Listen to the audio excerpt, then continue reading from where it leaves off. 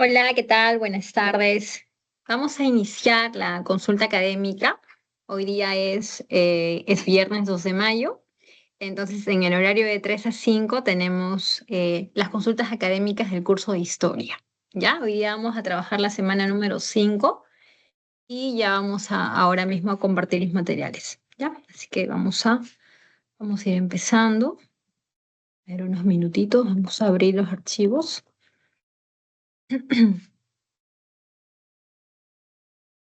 A ver.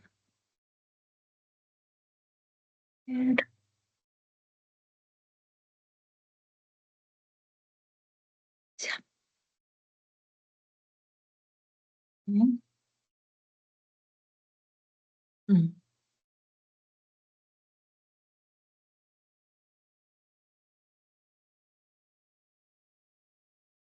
Ya, listo. Ahora sí, tenemos ya el material abierto, vamos a comenzar a compartir. ¿Ya? Entonces, de 3 a 5 vamos a estar acá en consultas académicas. Ok, vamos a empezar. Hoy día tenemos lo que corresponde a Historia Universal. Vamos a hablar de Grecia y de Roma, ¿sí? Vamos a estar atentos si es que algún estudiante ingresa para también responder algunas dudas o consultas, pero vamos avanzando con el temario. A ver, con estas dos culturas, lo que vamos a tratar de, ¿no? De un poco buscar es llegar a sus aportes que nos han dejado a la cultura occidental, ¿no? Estos aportes que han más que todo destacado en lo que es, ¿no? La política, en lo que es la religión, ¿no? Los saberes humanos, como en aportes en la historia, en las matemáticas, en la literatura, en las ciencias. Entonces, de alguna manera, siempre vamos a llegar a Grecia y a Roma para poder entender, ¿no? Cómo de alguna manera se originan, ¿no? Estos aportes que hasta el día de hoy eh, han configurado nuestra cultura en diferentes aspectos, ¿ok?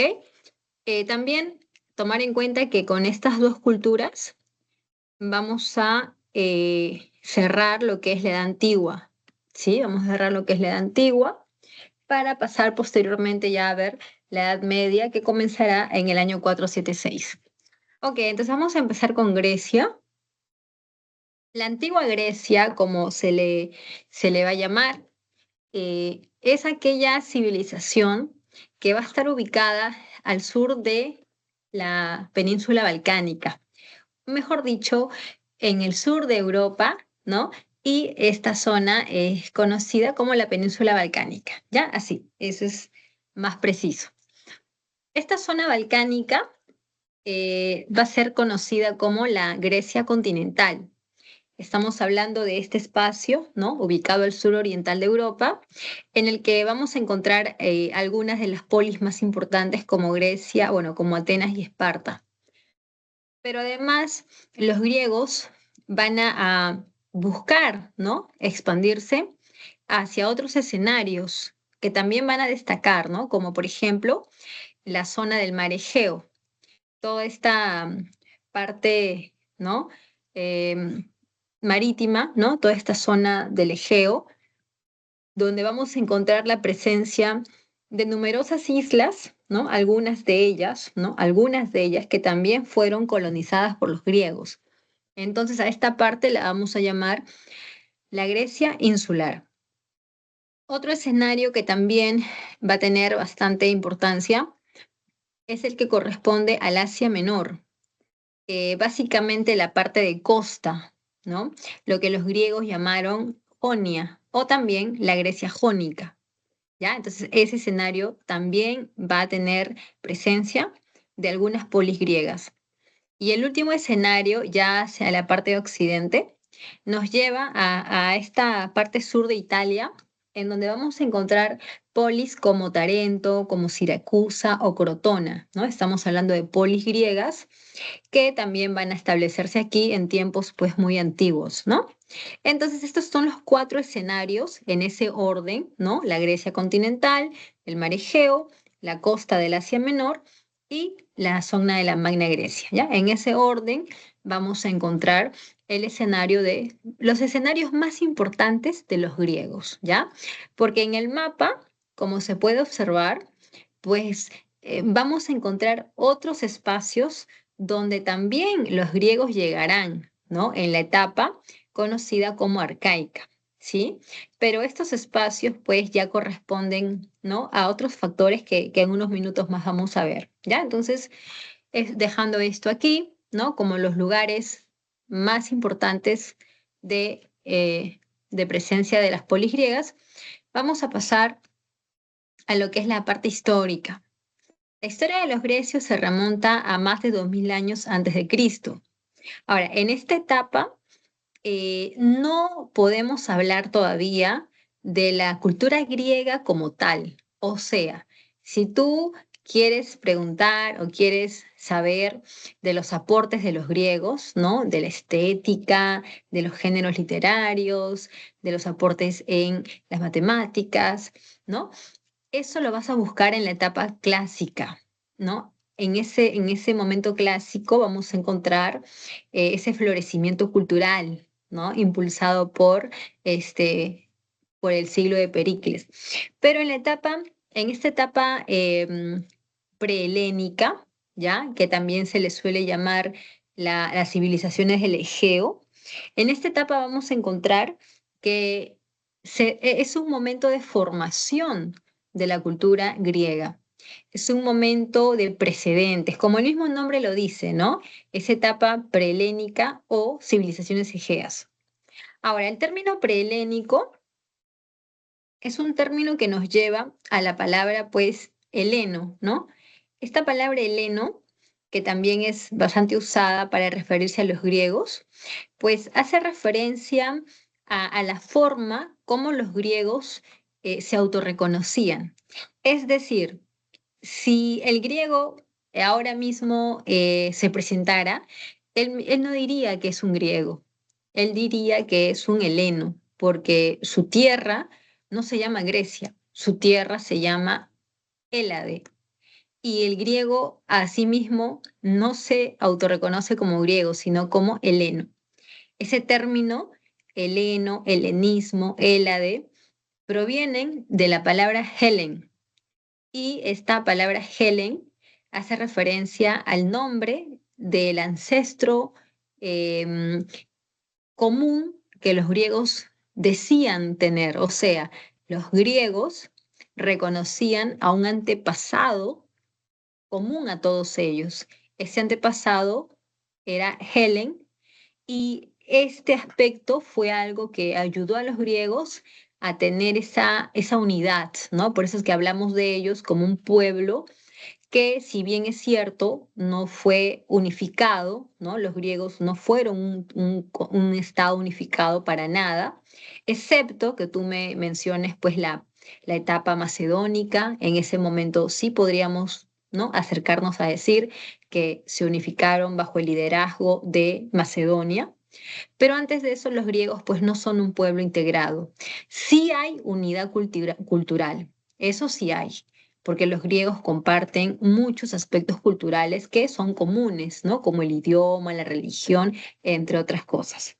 Entonces, en esta etapa prehelénica, ¿no? Volvemos a repetir que el término helénico viene de Helen, que era pues este antepasado que los griegos reconocían como un ancestro que de alguna manera les permitió a ellos tener esta unidad de tipo cultural, ¿ya? Entonces, esta es la etapa prehelénica, y vamos a encontrar aquí a la civilización cretense y a la civilización micénica, ¿ok? Respecto, a ver, vamos a apagar la cámara porque me jala más el internet, entonces ahí. Respecto a la civilización cretense, estamos hablando de esta isla llamada Creta, ubicada al sur del Egeo, ¿ya? Esta isla, pues, fue poderosa durante varios siglos, ¿no? Si observamos la cronología, son aproximadamente 1000 años en que esta isla fue la más poderosa de todo el mar Egeo, ¿ya? Como vemos ahí en la imagen que nos muestra un poco de la fachada arquitectónica que tuvo este palacio tan importante donde gobernaban los reyes, Pues vemos, ¿no? Esta arquitectura con el uso de las columnas, vemos los colores que utilizaron para decorar, para pintar, las imágenes también que grabaron en ellas, ¿no? Como la tauromaquia, que es una de las imágenes que más se suele observar, ¿no? Bueno, habrían practicado, ¿no? Esta actividad, este deporte. Bueno, que algunos lo critican, sí, pero bueno, estamos hablando de, ¿no? De que eso se observa en las paredes del templo. Y la pregunta es, ¿por qué Creta fue tan poderosa, ¿no? ¿Qué tuvo ella que no tuvieron los demás? Creta fue poderosa porque controlaba todo lo que es el comercio marítimo en el Egeo. Entonces, esta zona del Egeo era una zona muy comercial. Entonces, el comercio estaba en manos de Creta. Y por ello, el poder de los reyes pues destacó por encima de muchos otros, ¿no? Pueblos en aquellos tiempos. Ahora, en este Palacio de Nosos, pues también destaca esta historia, que nos lleva a hablar del Minotauro, ¿no? Esa es parte de la literatura griega, es parte de la mitología griega, pero es bastante interesante, ¿no? Esta trascendencia que tiene, porque esta leyenda tiene pues digamos, tiene un valor, un trasfondo histórico en realidad, ¿no? Miren, se supone que este ser, el Minotauro, era pues el hijo de Minos, ¿no? Minotauro significa toro de Minos, o sea, era su hijo, ya que la reina, la esposa de Minos, pues había tenido un encuentro con este toro legendario, ¿no? Y producto de ese encuentro nació el Minotauro. El problema con el Minotauro es que era un ser antropófago, por lo cual Minos se vio obligado a encerrarlo en este laberinto que fue construido, ¿no? Intencionalmente para encerrar ahí al Minotauro. Entonces, lo que va a suceder es que eh, cada año de diferentes partes, ¿no? Del mundo egeo, se solicitaba o se exigía que se diera como ofrenda a jóvenes, ¿no? Que puedan servir como alimento al Minotauro. Entonces era un triste destino, ¿no? De estos miles de jóvenes que cada año eran llevados al laberinto, que eran colocados en el laberinto y una vez que el Minotauro los encontraba, pues ese era el final de esos jóvenes, ¿no? Hasta que finalmente, pues la mitología habla de Teseo, que fue un héroe que logró entrar al laberinto y salir del laberinto dando muerte al Minotauro. Esta etapa cretense, ¿no? Tan llena de color, ¿no? De toda esta trascendencia, va a terminar con la invasión de los micénicos. Los micénicos o los aqueos son un pueblo que al llegar a este escenario, pues van a desplazarlo, ¿no? Entonces, el poder se traslada a estas nuevas ciudades, como Micenas o como Tirinto, ¿no? Tirinto, que también fue otra ciudad que se fundó y bueno, fue fundada por los invasores aqueos. Los aqueos, o mejor dicho, a los micénicos, ¿no? Van a desarrollar una guerra contra los griegos. Esta guerra, bueno, la guerra de Troya, ¿no? Es una guerra que se cuenta, ¿no? Que habría ocurrido en esta etapa. Pues es una guerra de la cual nosotros vamos a saber por boca, ¿no? De Homero, ¿no? De este poeta, el cual nos va a narrar esta guerra en sus últimos días. Se ha explicado el origen de esta guerra por causas, ¿no? Relacionadas a un suceso, digamos, legendario. O sea, hablamos del rapto de Helena, ¿no? Que habría originado este conflicto. Pero a nivel histórico, esta guerra tiene que ver con un tema totalmente comercial, económico, ¿ok? ¿Y esto por qué sería, no? Como bien dice ahí el PPT, pues nosotros tenemos, ya vamos a buscarlo ya que estamos con, ya que estamos con aquí el navegador. Vamos a poner aquí Guerra de Troya, mapa. Caray, ahí está, ya, mapa. Entonces, vamos a poner por aquí. Ajá, ya, aquí, justo aquí, esta está buena.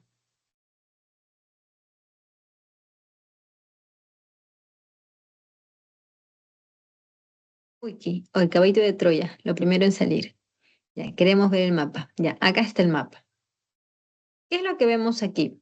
Lo que vamos a ver aquí es que los griegos, ellos eran comerciantes.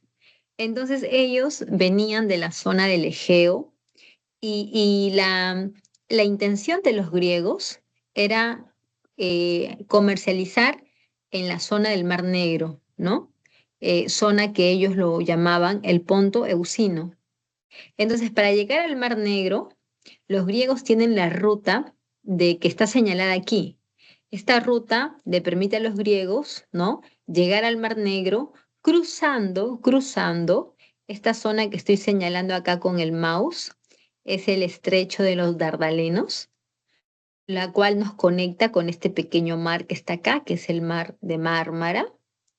El siguiente lugar, ¿no? En esta ruta es este estrecho que estoy señalando, que es el estrecho de del Bósforo, y este último me va a permitir llegar acá al Mar Negro, ¿no? Entonces, esta ruta, ¿no? Se va a utilizar con la finalidad de llegar al Mar Negro y desarrollar el comercio, es la ruta que los griegos utilizaban, pero es el mismo, este mismo es el causante de la guerra. ¿Por qué? Porque los troyanos, que están ubicados ahí, como puedes ver, los troyanos, que ellos controlaban esa zona, ¿no? Como se puede observar, ellos controlaban esta zona y ellos van a limitar o van a tratar de impedir el paso de los griegos, ¿no? A través de estas rutas. Y eso es lo que va a originar la guerra entre ellas, ¿no? O sea, estamos hablando de un tema totalmente comercial en el cual, pues, va a terminar con el triunfo de los griegos, ¿ya? Va a terminar con el triunfo de los griegos y esta es la famosa guerra de Troya, ¿no? Histórica guerra de Troya, ¿ok? Entonces vamos a regresar al material, vamos a ver que esta etapa termina con el triunfo de los griegos, pero con una nueva invasión. Estos pueblos que van a invadir, ¿no? Los jonios, los eolios, los dorios, los acadios, arcadios, ¿no? Todos estos pueblos traen consigo eh, lo que es el hierro, ¿no? Como elemento cultural, ¿sí? Como elemento cultural y estos invasores también van a causar destrucción, ¿no? Van a causar pues que los templos sean destruidos, que la escritura lineal A también desaparezca, van a causar que la gente pues huya, ¿no? Por temor a los invasores, hay guerras, ¿no? Entonces todo esto nos lleva a hablar de la Edad Oscura. La Edad Oscura, ¿no? Es aquella etapa que la han llamado así por todo lo que significó, ¿no? Como, digamos, como un retroceso cultural.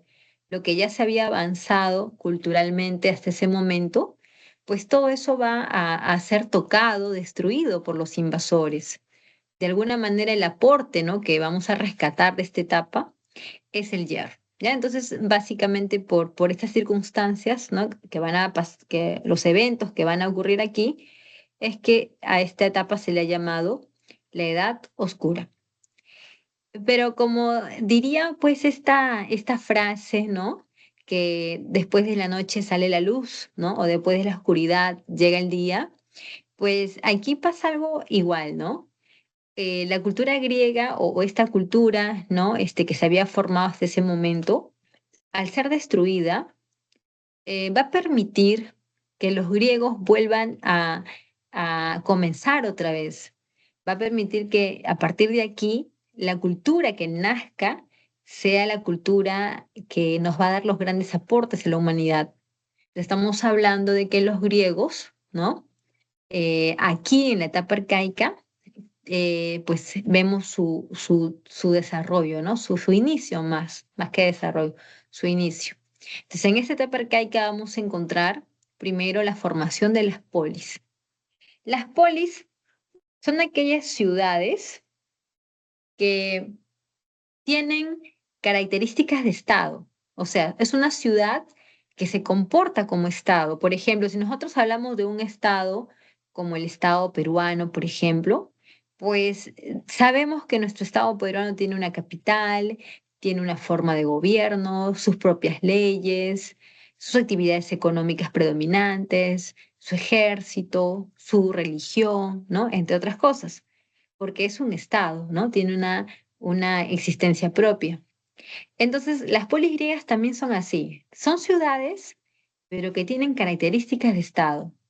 Por ejemplo, si hablamos de Atenas, Atenas tenía su propia forma de gobierno, tenía su dios principal, tenía sus actividades económicas predominantes, tenía su propio ejército, ¿no? Entonces, de eso se trata, ¿no? De eso se tratan las polis. Las polis eran enemigas, ya que vamos a ver conflictos entre ellas, pero a la vez también eran amigas, porque las polis comparten muchas cosas en común, ¿no? O sea, la parte cultural la comparten y esta parte cultural nos lleva a hablar de que ellos tenían el mismo idioma, la misma religión, pues en el sentido de que ellos adoraban a los mismos dioses, ¿no? Los dioses del Olimpo. También comparten costumbres como, por ejemplo, los juegos panhelénicos, ¿no? Los juegos panhelénicos son un conjunto de juegos donde, por ejemplo, destacan los Juegos Olímpicos, ¿no? A ver, todos hemos escuchado alguna vez de estos Juegos Olímpicos que tienen su origen en la antigua Grecia y que hasta el día de hoy, pues también, ¿no? Hay disciplinas que también compiten, ¿no? Dentro de estos juegos. Vamos a ponerlos acá, Juegos Olímpicos, Antigua Grecia. Ahí está, vamos a ver. Como podemos ver, ¿no? Habían varias disciplinas como el triatlón, ¿no? El lanzamiento de bala, ¿no? Hay como, veamos las imágenes y por ahí vamos descubriendo, ¿no? El salto alto, el lucha libre también vemos acá, ¿no? Lucha libre, ¿no? Entre otras más. Entonces, este tipo de disciplinas, ¿no? En las que competían los griegos, ¿no? Pues era pues parte de su cultura, ¿no? Parte de sus costumbres. Y déjame, ¿no? Déjenme decirles que pues muchos jóvenes, ¿no? De diferentes ciudades griegas viajaban hasta Olimpia, ¿no? Donde se desarrollaban los Juegos Olímpicos y ahí pues desde ahí todos trataban de ganar, ¿no? Esas competencias, no por un tema material, porque el triunfo, ¿no? De estas competiciones no era algo material, sino más bien algo más importante para los griegos. Y es que los griegos al ganar obtenían el reconocimiento de su ciudad. Ellos eran casi considerados como héroes. Quizá por eso, cuando observamos las esculturas griegas, vamos a darnos cuenta de que no solamente se les esculpía a los legisladores o a los dioses o héroes, sino también se esculpía a los atletas, ¿no? Porque ellos eran muy admirados en su ciudad. Entonces, pues para no resumir, los griegos eran amigos, ¿no? Porque compartían todos estos patrones culturales.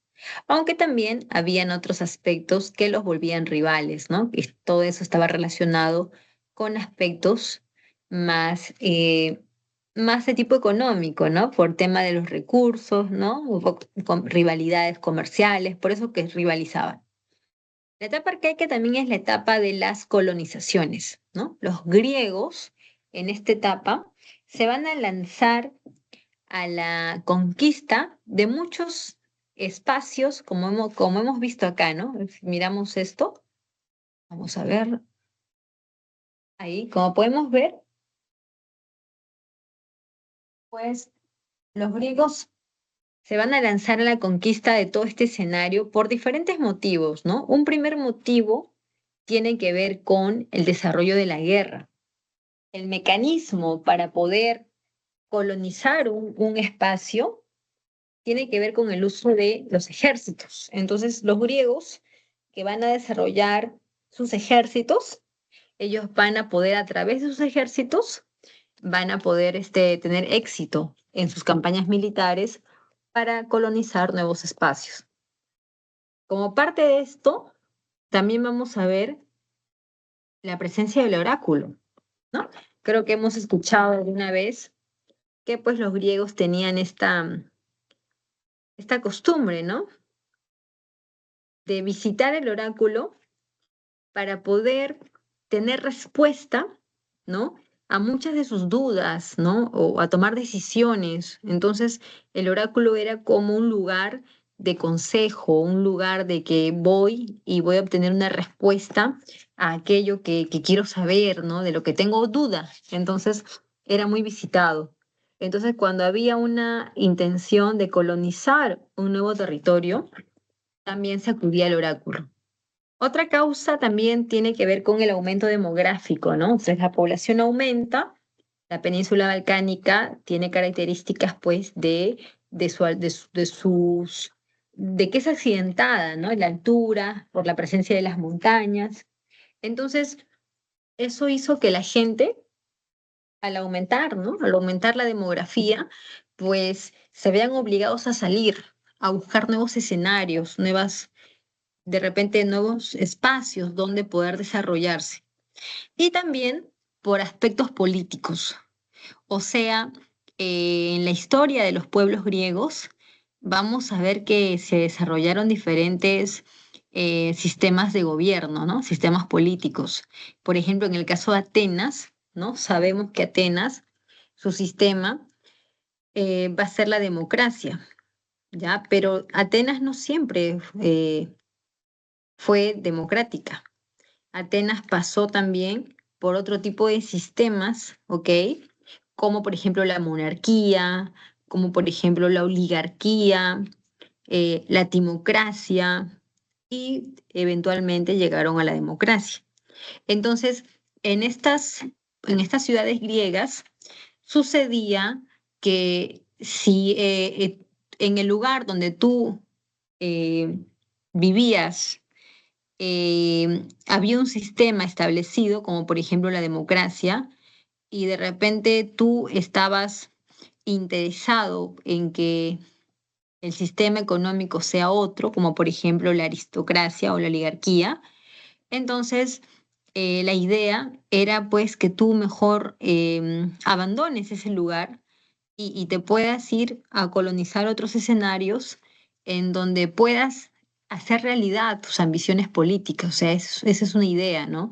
Si tú en donde te encuentras no hay lugar para que tú puedas desarrollar tus ambiciones, la otra opción es que tú puedas libremente salir a buscar otros escenarios en donde conseguir, ¿no? Desarrollar estos intereses políticos, ¿ok? Entonces tenemos que va a ocurrir eso también. Ok, y eh, vamos llegando a la etapa clásica. La etapa clásica es aquella donde suceden las cosas más importantes, ¿no? Como las guerras médicas, el siglo de Pericles o inclusive las guerras del Peloponeso. A ver, vamos a ver por aquí. Ya, parece que hay alguien presente en el aula. Pregunto si es que hay alguna pregunta. Bueno, pregunto si es que hay alguna pregunta. Si hay alguna pregunta, si No, Miss, no no, hay. continuamos pues ¿no? Con la clase. Sí, sí, continúe. A ver, yo estoy acá atenta a escuchar. Sí, Miss, continúe nomás. Parece que no, ¿no? Parece que no hay ninguna pregunta. A ver en el chat. A ver. No, Miss, no.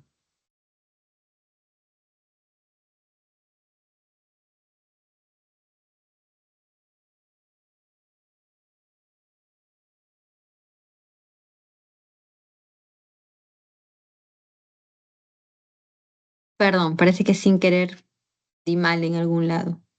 Ya, perdón, ya estoy acá.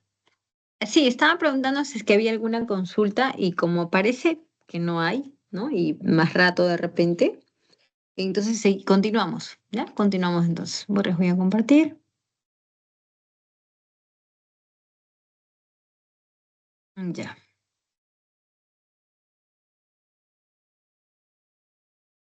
Ya, entonces estábamos hablando de que en la etapa clásica es donde van a ocurrir los eventos más importantes.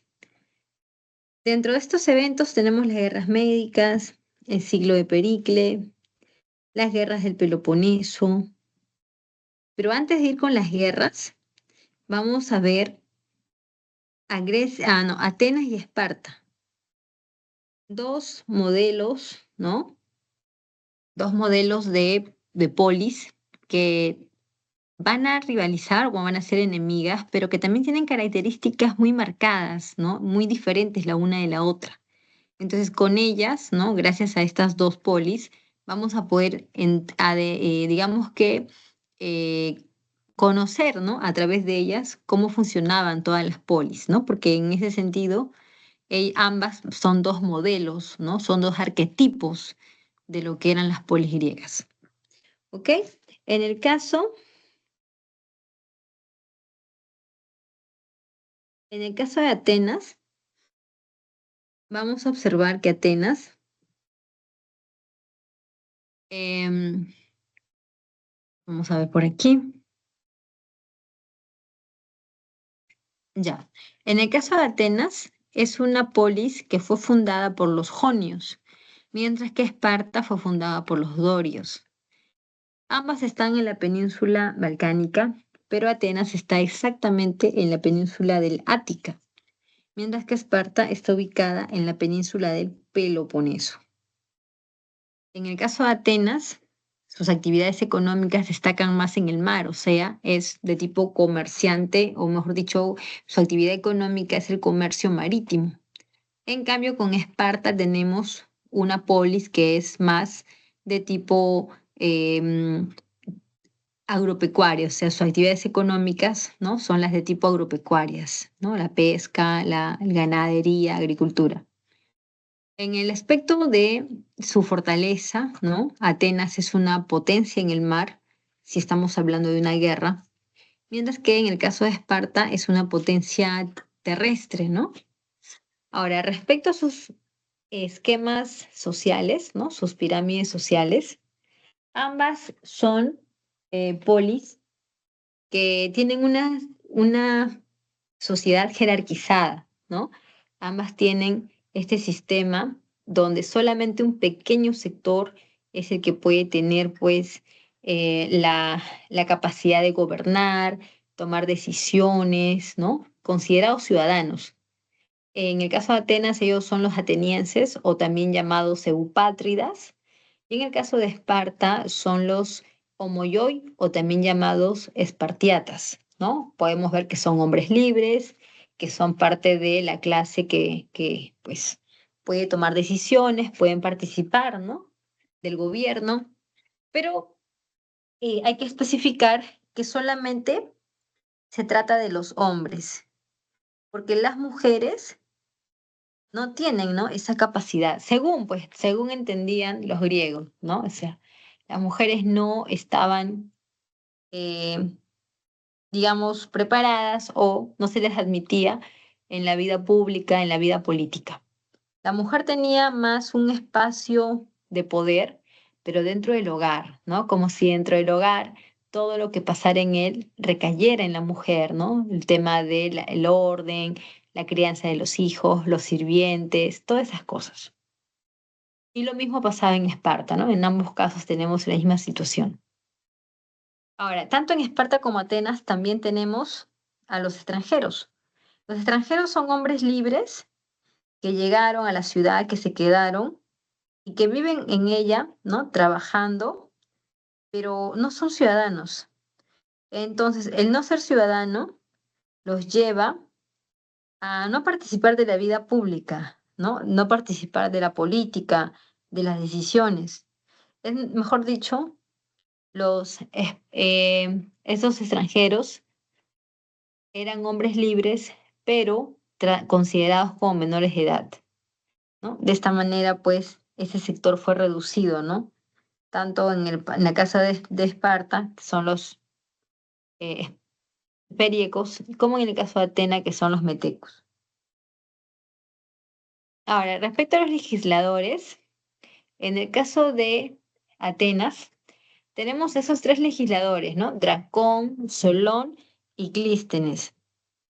En el caso de Dracón, estamos hablando de un legislador griego que recogió las leyes orales y las mandó a recopilar en un texto por escrito. Entonces, con esta acción, Dracón, pues, lo que va a lograr es formalizar, ¿no? Esta forma como entendían los griegos lo que era la justicia, ¿no? Lo que era, pues, hacer cumplir, ¿no? Las leyes y que éstas puedan ser también, ¿no? Digamos, justas, ¿no? ¿Por qué? Porque antes, cuando las leyes eran únicamente orales, pues había la situación de que al momento de aplicar un delito, con una persona podría hacerse más, digamos, riguroso y con otra persona menos rigurosa. ¿Por qué? Porque como la ley era para interpretar, a veces podía interpretarse mal. Pero ya con las leyes que Dracón va a establecer, ¿no? En este texto escrito, ya vamos a poder ver que se va a lograr que se pueda tomar acciones, ¿no? De manera más objetiva respecto a las personas y su conducta, ¿no? Y también porque esta ley, pues, va a llevar a, digamos, que se apliquen, ¿no? Que se apliquen sanciones justas para todas estas personas que te cometían un acto como robar o cualquier otro. ¿Ok? Y Clístenes que establece la democracia, pero es una democracia, pues, jóvenes, que no está consolidada, ¿no? Más bien lo que se buscó en ese momento es fortalecerla, ¿no? Es fortalecerla. Y esto tiene que ver con lo que es la, em, el ostracismo, ¿ya? ¿Qué es el ostracismo? Vamos a tratar de ver, creo que por aquí teníamos una imagen, vamos a tratar de ver la imagen para que entendamos de qué se trata el ostracismo. A ver, ostracismo, ahí está.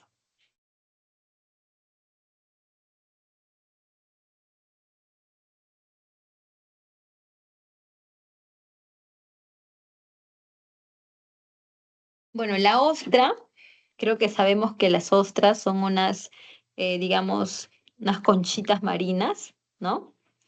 Y estas conchitas marinas servían, o en la antigüedad sirvieron, para que se puedan tomar decisiones a nivel político. ¿De qué manera? Nos vamos a suponer, antes quiero ver la sala, un ratito. Ya. Hola, hola a los que están ingresando recién. Preguntaba si es que hay algo, alguna consulta. Me lo mencionan, ¿sí? Porque yo estoy haciendo la clase, pues sí. Y si hay una pregunta ahora mismo, me lo mencionan para poder ir desarrollándolo y quizá no esperar, ¿no? A que comiencen a pasar los minutos y nos falte el tiempo. A ver si hay alguna pregunta, escucho. Acá estoy, voy escuchando.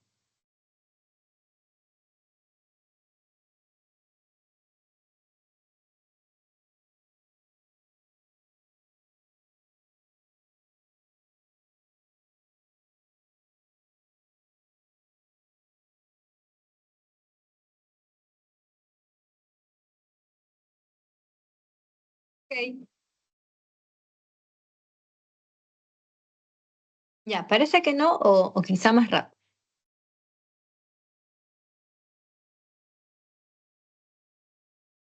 Entonces decíamos que si estuviéramos ahora mismo en una reunión, ¿no? Y aquí pues todos fuésemos eh, atenienses, ¿no? Ciudadanos, y todos estuviéramos de acuerdo en establecer la democracia como forma de gobierno. Y quizá solo hay una persona o dos que no están de acuerdo.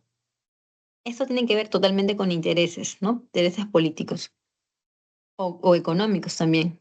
Entonces, estas personas que no estaban de acuerdo con el sistema y el resto sí, lo que va a pasar con estas personas es que a ser, van a ser votados para decidir si se quedaban o se iban. Entonces, todos los asistentes de esta reunión se les va a entregar este pedazo, ¿no? De, de concha, donde ellos van a colocar el nombre de la persona que consideran que debe irse porque es un peligro a los intereses del sistema democrático.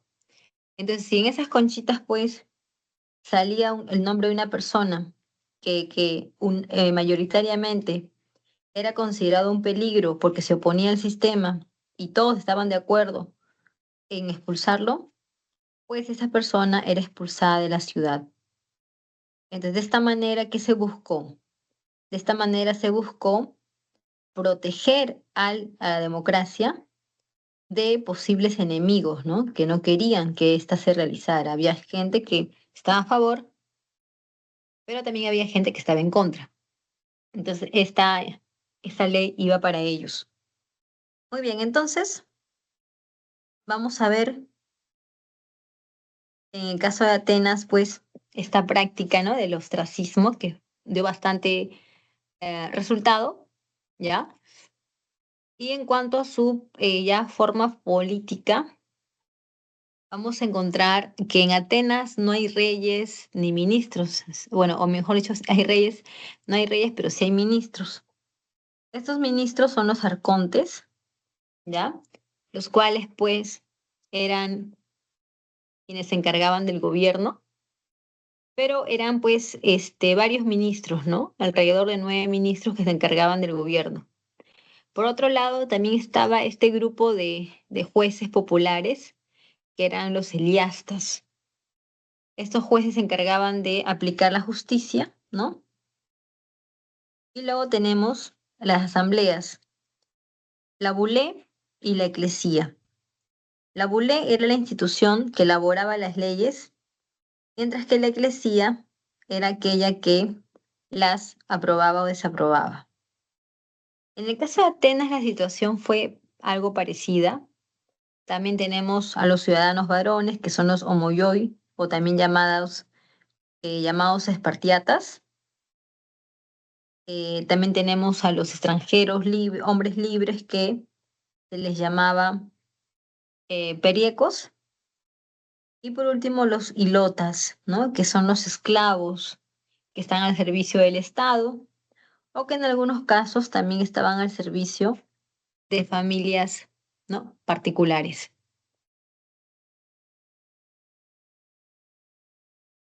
Por otro lado tenemos, ¿no? Bueno, a explicar nada más, agregar que los esclavos, en este caso, en el caso de Esparta, los esclavos le pertenecen a las familias que son los aristócratas, ¿no? Aquí tenemos una clase aristocrática y en manos de estas familias también se dejaba, pues, a los esclavos, ¿no? Entonces se llama esclavismo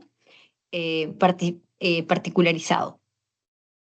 En cuanto al tema político, vamos a observar que acá no hay ministros, pero sí hay dos reyes, ¿no? Que comparten el poder. Uno es militar y el otro es religioso. Si en Atenas los magistrados son los eliastas, aquí son los eforos, ¿no? Los que se encargan de la justicia. En Atenas había pues, ¿no? La bulé y la eclesía. Aquí tenemos a la peya y a la jerusía. La jerusía es la que hace las leyes y la pela es la que las aprueba o desaprueba. Muy bien, entonces vamos dejando esta parte, ¿ok? No sin antes mencionar a este legislador muy importante para el mundo espartano. Este legislador es Pericles. Ya, a ver, permítame un minutito. Bueno, estoy de rato en rato viendo la sala Y bueno, veo otra persona más que se agregó. Entonces, buenas tardes. Y vuelvo a repetir, ¿no? La misma consulta. Si hay alguna pregunta, me la hacen para que al final no se vaya a acumular de repente, ¿no? A veces las preguntas se van juntando y cuando ya falta media hora, me hacen las consultas y ya no queda mucho tiempo. Entonces, por eso lo digo, ¿sí? Ahorita, entonces, si no hay, continuamos. Continuamos con la clase.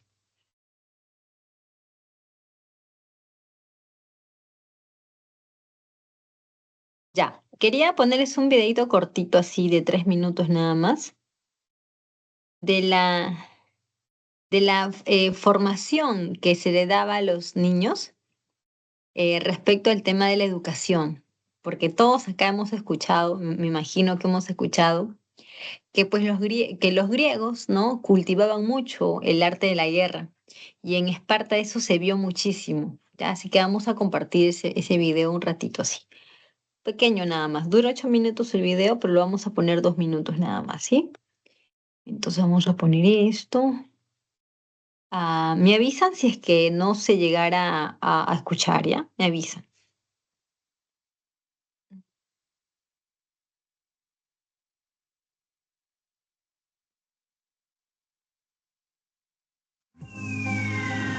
La primera mirada, el primer día, la primera caricia.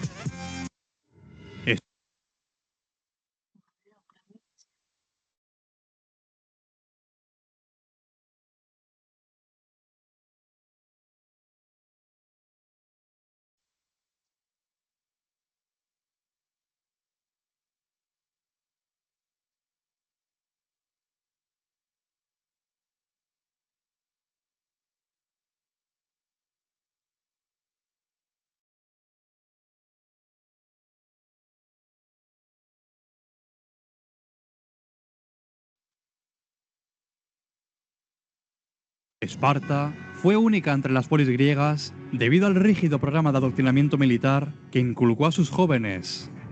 La mítica ciudad guerrera fue completamente reorganizada por Licurgo, quien llegó al poder después de que la ciudad fuera humillada por su vecina Argos. Licurgo convirtió a Esparta de una ciudad gobernada por una élite aristocrática en una oligarquía mucho más amplia dedicada exclusivamente a la guerra. Hacia el 500 antes de nuestra era, había conquistado casi todo el territorio circundante y dominaba la región del Peloponeso en el suroeste de Grecia. Pero, ¿cómo consiguió esto Licurgo? Jenofonte en su obra, La República de los Espartanos, nos explica el estricto entrenamiento que recibían los jóvenes de Esparta. Estas son sus palabras.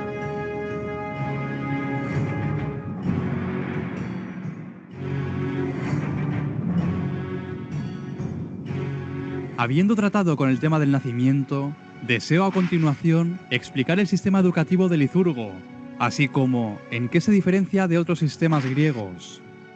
En los demás estados griegos, los padres que profesan dar a sus hijos la mejor educación los colocan bajo el cuidado y el control de un tutor moral tan pronto como pueden entender lo que se les dice, y también los envían a una escuela para aprender letras, música y los ejercicios de lucha para el campo de batalla. Además, ablandan los pies de los niños proporcionándoles sandalias y miman sus cuerpos con mudas de ropa, pero también es costumbre permitirles tanta comida como puedan comer.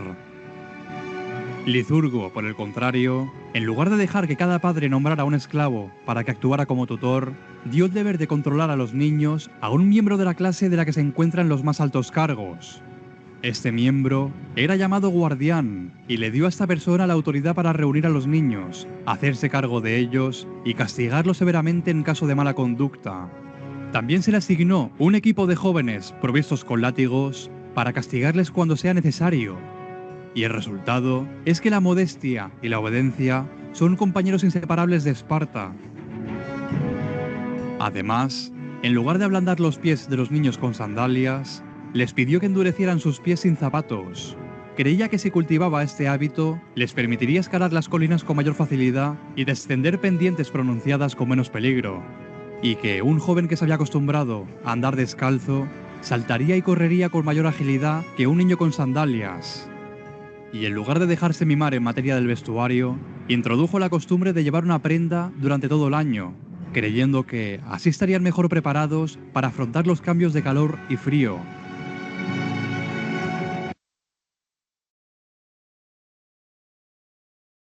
Ya, ok, entonces vamos a volver al material. Y pues eso queríamos destacar, ¿no? Destacar en que en Esparta tenían esta reforma educativa impulsada por este legislador llamado Licurgo, que básicamente pues trató de hacer de los jóvenes excelentes soldados, que siempre estuviesen dispuestos a sacrificar todo, ¿no? Dar su vida por la defensa de su ciudad, ¿no? De Esparta. Ya, en el caso de las guerras médicas, estamos hablando de esto, de este conflicto desarrollado entre los persas y los griegos. Es una guerra impulsada por el expansionismo persa y también por el control comercial. O sea, esta zona del mar Egeo, que era una zona donde los griegos desarrollaban el comercio, también esta zona fue ambicionada por muchos otros pueblos, ¿no? Entre ellos los persas, que trataron de controlar este escenario. Pero además, en la costa del Asia Menor, los griegos habían fundado algunas polis. Y sucede que los persas, ¿no? Liderados por Darío I, habían logrado alcanzar toda esa parte del Asia Menor y lo habían tomado bajo su dominio y pues tenían, ¿no? Ese poder sobre las polis griegas ubicadas ahí. Entonces, este expansionismo persa sobre Occidente, sumado también al control comercial en la zona del Egeo, motivó a esta guerra, ¿no? Ahora, Mileto, que era una de las principales ciudades ubicadas en este escenario, pues Mileto se rebela contra los persas debido a un tema de dominación, o sea, los persas dominaban este escenario de la costa del Asia Menor y los persas mandaban a sus gobernantes provinciales, eran los sátrapas, los mandaban para que puedan cobrar los impuestos en estos pueblos sometidos, ¿no? Entre ellos los griegos. Entonces, estas polis estaban pues muy insatisfechas con esa situación, ¿no? Y Mileto, que estaba también pues en contra de esto, Mileto se rebela. Cuando esta ciudad se revela, lo que va a ocurrir es que los persas la van a tratar de castigar, ¿no? La van a tratar de castigar y en ese sentido ya es que Mileto pide ayuda a las polis griegas. Este pedido de ayuda fue categórico porque los griegos se lanzaron, ¿no? A, a proteger, ¿no? A ayudar a Mileto, dando inicio, dando inicio a la guerra, ¿sí? La guerra tuvo 3 etapas. En estas 3 etapas, las mayores victorias fueron para los griegos.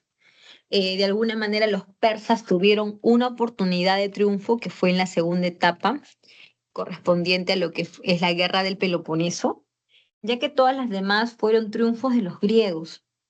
En la primera guerra médica, en Maratón, los griegos vencieron.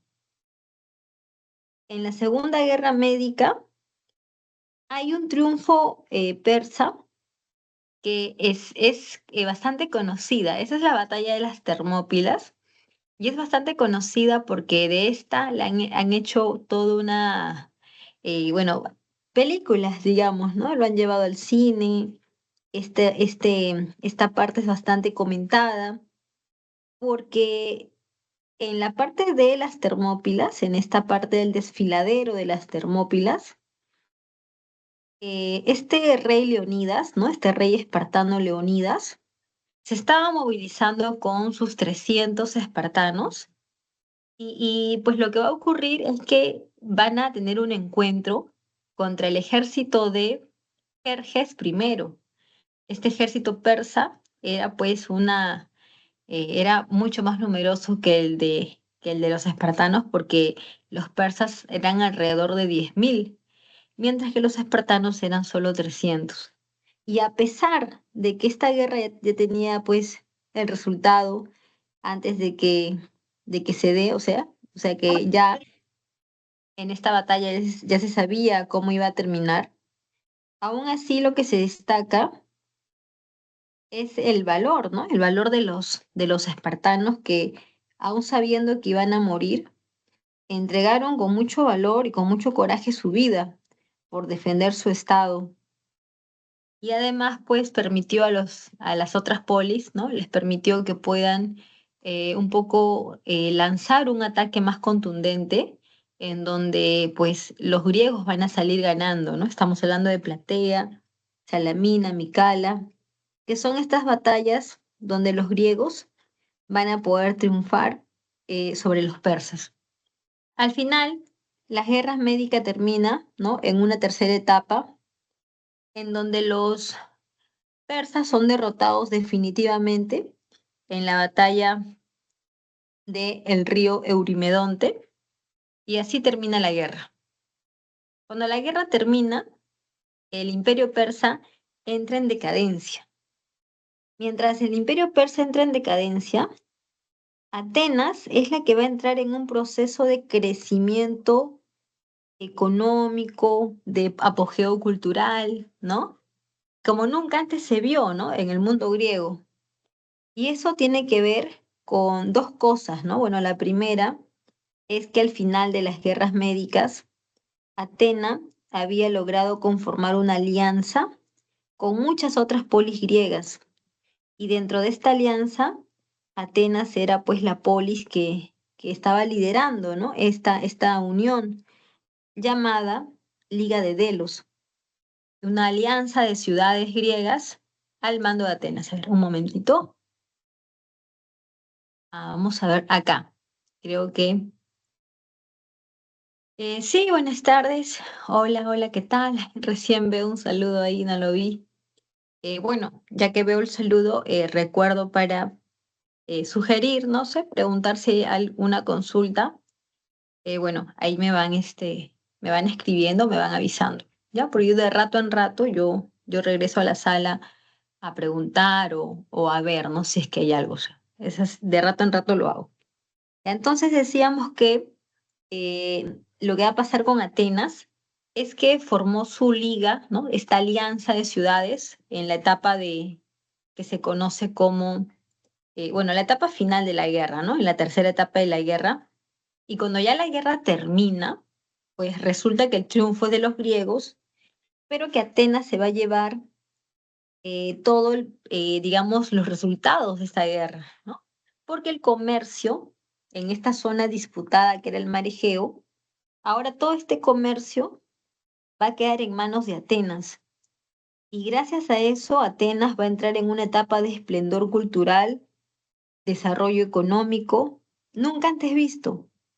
Y todo esto coincide con el gobierno del legislador Pericles, a lo que la historia ha llamado el siglo de Pericles.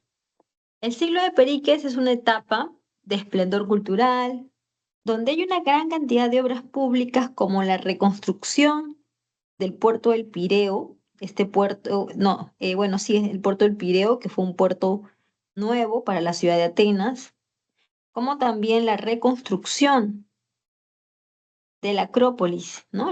Cada ciudad griega se esforzaba por construir en la parte más alta de la ciudad sus templos, ¿no? A lo que los historiadores han llamado, pues, Acrópolis.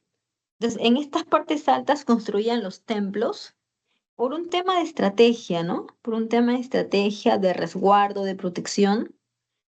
Y además, pues, porque desde esos templos ellos podían desarrollar el gobierno, ¿no? El gobierno, o también era un lugar donde se podía dejar, pues, o mejor dicho, se podía ahí mismo ser también un centro religioso, ¿no? Porque ahí se encontraban las figuras de sus dioses más importantes. Entonces, toda esa parte religiosa, administrativa, es lo que significaba la Acrópolis para los griegos. Entonces, Pericles, además de reconstruir la Acrópolis, además de enumerar muchas leyes, ¿no? Sacar muchas leyes también, pues también Pericles lo que va a hacer es impulsar el arte, la literatura, la ciencia, ¿no? Y todos estos aportes que van a destacar en las distintas áreas. El gobierno de Pericles va a terminar, o mejor dicho, más que terminar, aquí lo que va a ocurrir es que inicia una guerra, ¿no? Una guerra entre Atenas y Esparta.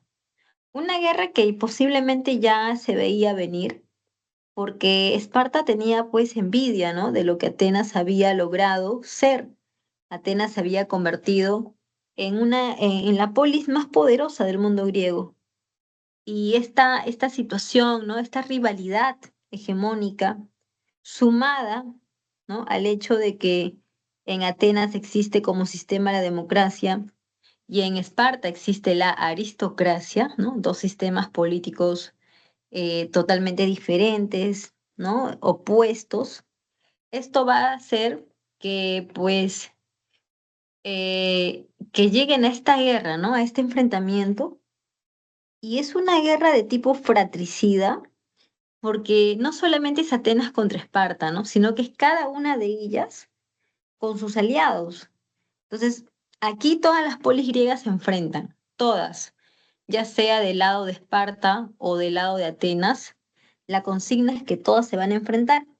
Por lo tanto, es una guerra de tipo fratricida, porque todo el mundo griego va a estar involucrado.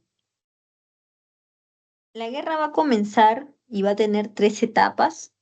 La primera guerra eh, del Peloponeso va a comenzar con el ataque de Esparta, ¿no? Estamos hablando de un ataque por tierra, en el cual Atenas, ¿no? Va a ser, pues, va a sufrir, ¿no? Estos ataques.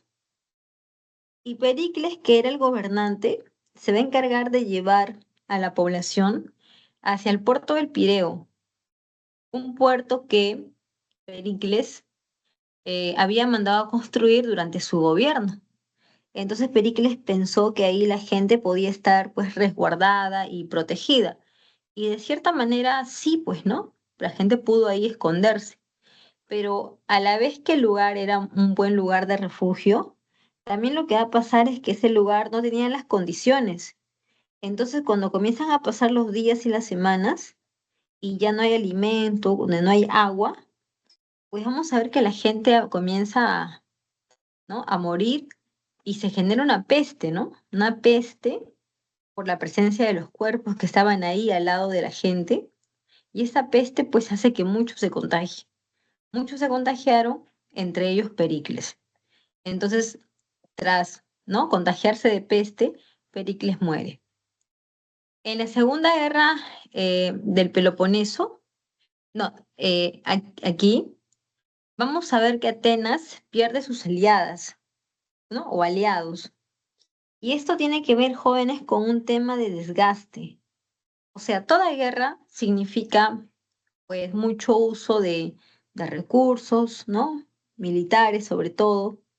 Entonces, Atenas ya no estaba, ¿no? Con esa capacidad y comienza a pedirle apoyo a sus aliadas. Y sus aliadas también estaban igual, ¿no? También estaban en las mismas condiciones de ya no poder soportar, ¿no? Con la guerra.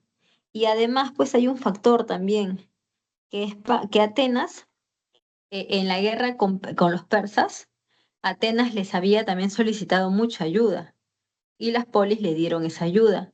Pero ahora, ¿no? En esta segunda etapa, en esta segunda guerra, sus aliadas ya no quieren, ¿no? Continuar dándoles su apoyo porque Atenas, pues, además de pedirles, ¿no? Una gran cantidad de apoyo, Atenas no, después del triunfo, Atenas no comparte, ¿no? De alguna manera los resultados del éxito logrado. Entonces, esas polis no quisieron otra vez repetir esa situación y por eso es que Atenas perdió muchas de sus aliadas. Se debilitó, Atenas totalmente se debilitó, mientras que los espartanos, al hacer la alianza con los persas, pudieron derrotar a, a Atenas, ¿no? La derrotaron en la batalla de Gospótamos. Atenas es derrotada, pero no solamente Atenas, ¿no? Sino todos los griegos.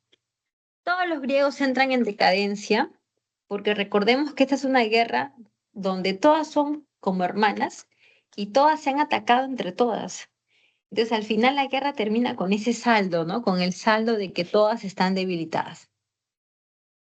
Vamos a ver si ahora sí hay alguna pregunta. Ah, ok, ¿ves? Aquí ya salió una pregunta.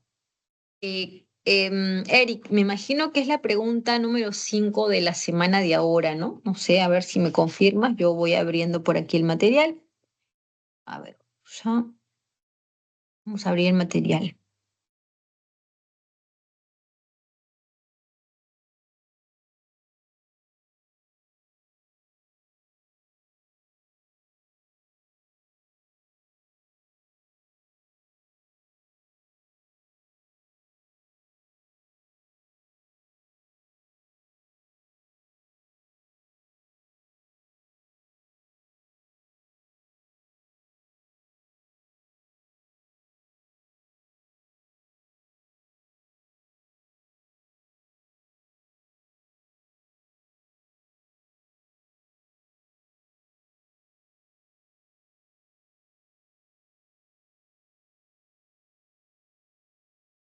Ya, entonces vamos con la pregunta número 5.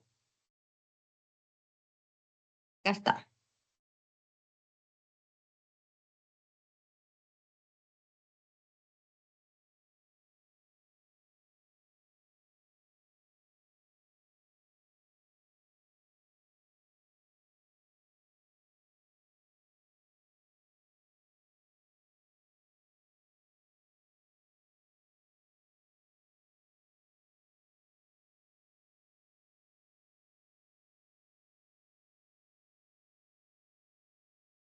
Ok, acá está.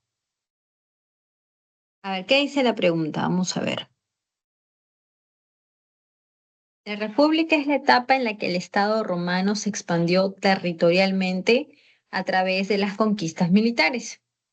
En este proceso de expansión se distinguen tres fases: la conquista de Italia, el dominio del Mediterráneo occidental y la conquista del Mediterráneo oriental. ¿Sí? Este proceso trajo diversas consecuencias en su sistema económico, político y social. A continuación, identifique las consecuencias económicas del crecimiento territorial de la República Romana. ¿Ok? Nos está preguntando por consecuencias, pero también que sean de tipo económicas, ¿no? Consecuencias económicas. Entonces, primero tenemos, ¿no? Según la separata nos dice, aumentó el costo de vida con el alza de impuestos. A ver, esto es correcto. Esto es correcto, ¿por qué? Porque Roma fue en sus inicios un pequeño escenario ubicado en el centro de Roma. O sea, el origen de los romanos se encuentra dentro de Roma, a orillas del río Tíber. Ese es el origen de Roma. Ya después, durante la República, Roma se comienza a expandir territorialmente. Y en ese proceso, ¿ya? Roma va conquistando primero Italia, luego el Mediterráneo occidental y luego el Mediterráneo oriental. Y dentro de ese proceso de conquistas, pues a Roma le va a permitir tener grandes riquezas, ¿no? Todas estas conquistas a Roma le van a permitir una gran cantidad de territorios y riquezas, las cuales no fueron dadas o no fueron utilizadas para poder, digamos, a dárselas al pueblo, a los campesinos. Estas riquezas van a quedar concentradas en manos de los gobernantes, ¿no? Digamos, de los patricios. Entonces, la expansión romana es buena en el sentido de que benefició a los patricios, ¿no? Para ellos fue muy beneficioso. Pero si hablamos de los plebeyos, a los plebeyos estas, digamos, etapa de expansión, a los plebeyos no les juega bien, ¿no? Porque no les va a hacer beneficioso, sino todo lo contrario, va a ser bastante negativo.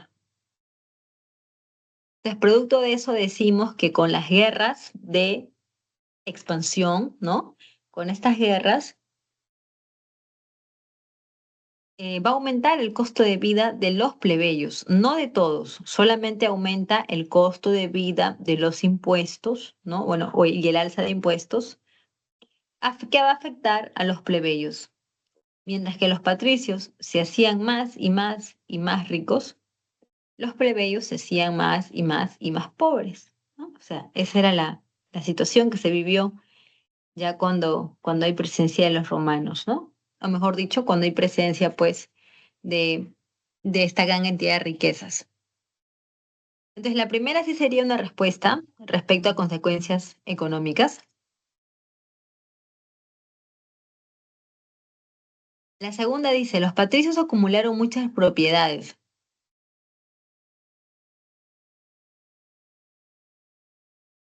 Bueno, esta afirmación sí sería falsa, ¿no? Porque número uno, no tiene que ver, ¿no? De alguna manera, a ver, dice aquí, no. Ya, esta sí, también es correcta. Como decía, a medida que los plebeyos se volvieron pobres, los patricios se volvieron ricos, porque el ganar una guerra, una batalla, trae consigo más riquezas, más esclavos, más propiedades, y eso hace que las diferencias sociales también aumenten, porque la gente rica se hace más rica y la gente pobre se hace más pobre. Entonces, eso aumenta las desigualdades sociales. Entonces, la 2 sería correcta. La 3 destacaron las figuras militares fortaleciendo el Senado. Bueno, en realidad esta característica no le pertenece a la República, más bien pertenece a una etapa final de la República, ¿no? Cuando estamos entrando al imperio. En esa etapa sí podríamos mencionar que hay muchas figuras militares, o sea, cuando Roma logra su expansión, tanto por África como por Asia y Europa, pues simplemente esta ciudad, ¿no? O sea, Roma, ¿no? Cuando logra aumentar todo su poder y toda su expansión, pues vamos a ver que en Roma comienzan a aparecer estos jefes militares, ¿no? Figuras militares que tenían muchas ambiciones, ¿ya? Tenían muchas ambiciones estas figuras militares y lo que buscaban era, pues, hacerlas realidad. Entonces, esa parte de las figuras militares sí estaría bien, pero para una etapa de Roma al final. Y además, eso de fortalecer el Senado no tiene sentido, porque es como negar una cosa que está ahí mismo, ¿no? O sea, si si tú haces que las figuras militares destaquen, la institución que va a quedar opacada es, la primerita es el Senado, porque el Senado es la institución más importante de Roma durante la República, ¿no? El Senado es la institución que se encargaba, pues, digamos, de las leyes y todo. Entonces, más bien cuando las figuras militares comienzan a destacar, el Senado de alguna manera va a retroceder en su poder. Y la pregunta 4 dice, los pueblos conquistados fueron romanizados. Eh, no es una, eh, no es una alternativa porque los romanos no buscaron, ¿no? O sea, de alguna manera romanizar.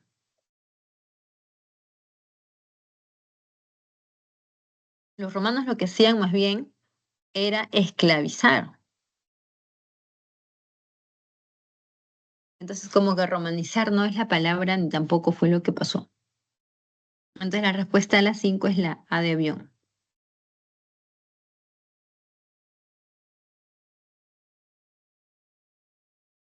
Bueno, si hay alguna pregunta más, si no, pues vamos a avanzar un poco con Roma, ya que estamos hablando de Roma.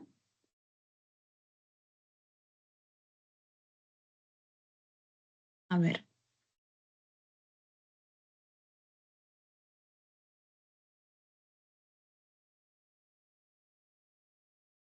aquí. Roma es una ciudad que se va a ubicar a orillas del río Tíber. Estamos hablando, ¿no?, de este río que pasa por el centro de Italia. Y este río Tíber va a dar lugar a la formación de los equos, ¿no?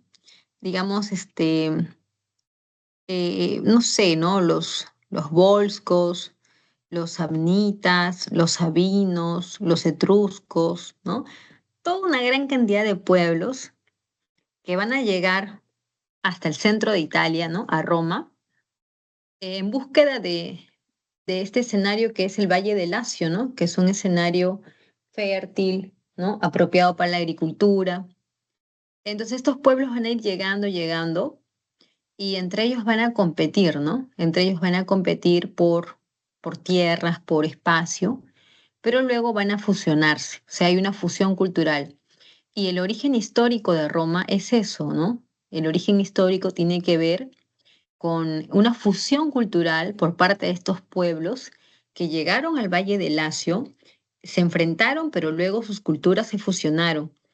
Y de eso, Roma es el resultado. ¿Ok? Ahora, hay otra versión que es de tipo legendaria, que nos habla de el, la parte histórica, bueno, la parte legendaria, ¿no? Que es la leyenda de Rómulo y Remo.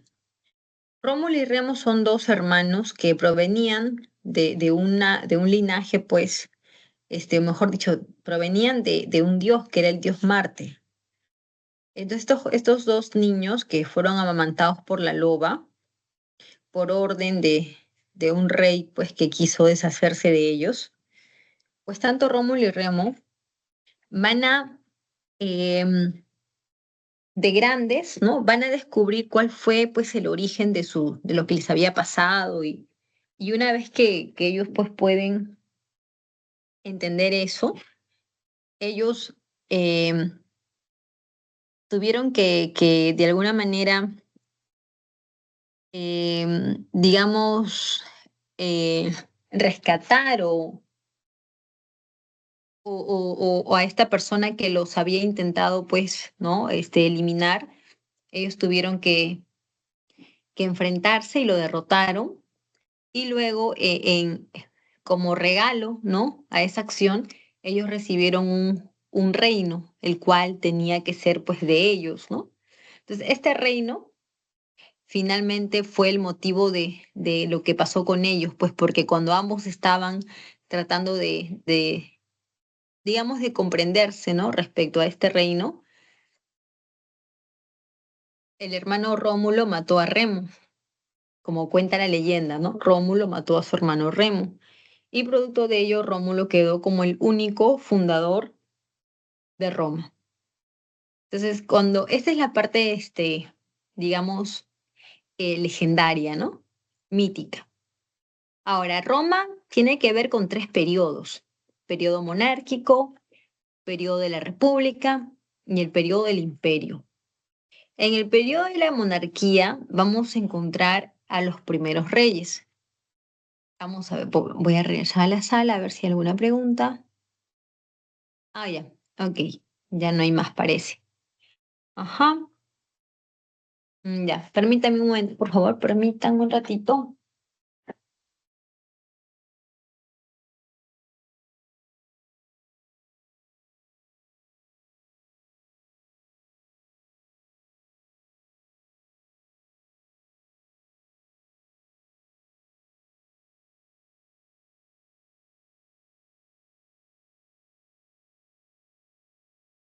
Ya.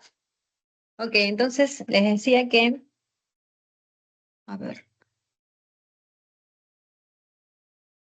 en esta monarquía tenemos a los primeros reyes. Estos reyes estaban divididos en dos dinastías, la dinastía latina y la dinastía etrusca. Los latinos se consideran como reyes legendarios en la medida en que sus existencias no han sido corroboradas, ¿no? O sea, se cree que fueron leyes legendarios, fantasiosos. El mismo Rómulo, que es el primer rey latino, pues nadie diría que es real, porque una persona que sea amamantada por una loba y que su papá sea un dios, entonces esas cosas no se ajustan con la realidad. Entonces los cuatro primeros reyes, Rómulo, Numa Pompilio, Anco Marcio, Tulio Hostilio, ¿no? Estos cuatro primeros reyes fueron legendarios, pero los que sí fueron totalmente históricos fueron los etruscos. Los etruscos son reyes que pertenecen, bueno, a esta dinastía y ellos, comenzando por Tarquino el Viejo, Tarquino el Soberbio y también bueno, Tarquino el Viejo, Servio Tulio y Tarquino el Soberbio, pues ellos van a ser expulsados de Roma, van a ser expulsados eh, por los latinos, ¿no? Van a ser expulsados por los latinos. Y una vez que eso ocurre, en el año 509, los latinos van a lograr fundar la República como nueva forma de gobierno. La República es esta nueva forma de gobierno en el que lo que destacan ya no es la presencia de reyes, ahora lo que destacan son las magistraturas, ¿no? Son las instituciones políticas. La principal de ellas fue el Senado. El Senado fue una institución conformada por solamente patricios y que se encargaban principalmente de las leyes. Pero además de las leyes, también se encargaban de asesorar a los cónsules, se encargaban de la parte de la política exterior, de la política interna, de supervisar, del comercio, entonces de todas, muchas funciones en realidad, ¿no? Una gran cantidad de funciones, lo cual convertía al Senado en la institución más poderosa. Ujú. Entonces, vamos a ver que aparte del Senado tenemos las otras magistraturas, ¿no? Como por ejemplo el cónsul, el pretor, el censor, ¿no? De todas estas magistraturas, el cónsul es una de las más importantes porque nos habla de dos personas que van a compartir las funciones de tipo administrativas. Estas dos personas van a presidir el Senado, pero a la vez, pues también los ejércitos, ¿no? Y el tema político. Entonces se elegían solo por un año y siempre eran dos, ¿no? Esa era la forma de elegirlo. Siempre dos. Aparte de ellos estaban los pretores, que eran los gobernantes de las provincias y administraban justicia. También están los censores, que se encargan de censar a la población para poder conocer sus, digamos, bienes económicos y en base a eso cobrar los impuestos. También tenemos al dictador, que es una persona que toma ese cargo solo de manera temporal por 6 meses y esto obedece, ¿no? O a una causa de tipo, pues, guerra o algún desastre natural. O sea, si hubiese una guerra o algún desastre natural, el dictador es elegido para dar solución a eso. El dictador es una persona que va a poder tener la oportunidad de solucionar las cosas, sobre todo porque su poder es ilimitado, su poder no tiene límites en realidad, ¿no? Y eso es porque cuando el dictador entra en función, las demás magistraturas quedan pues de alguna manera anuladas. Entonces, los dictadores van a tener un poder absoluto, pero solo por 6 meses. Luego de ello tenemos al cuestor que se encarga de las finanzas del Estado para poder ver pues qué cosas, mejor dicho, todo el tema de los impuestos. Y el edil, ¿ya? No, el edil es como el alcalde de una ciudad, ¿no? Que se encarga de organizar la limpieza, lo que son los mercados para el abastecimiento, se encargaban de repente de organizar los juegos, entre otras cosas. Y el tribuno de la plebe es un cargo que apareció en la etapa, pues, ¿no? de la República y tiene que ver con los plebeyos. O sea, nosotros sabemos que la expansión romana comenzó en la República.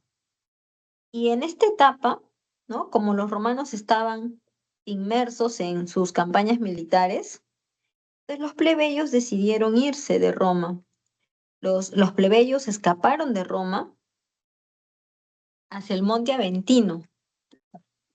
Voy a regresar a la sala. Ya, parece que no hay pregunta más. Entonces volvemos. Entonces los plebeyos se fueron hacia el monte Aventino y decidieron ya no regresar a Roma, ¿no? Es lo que ellos decían.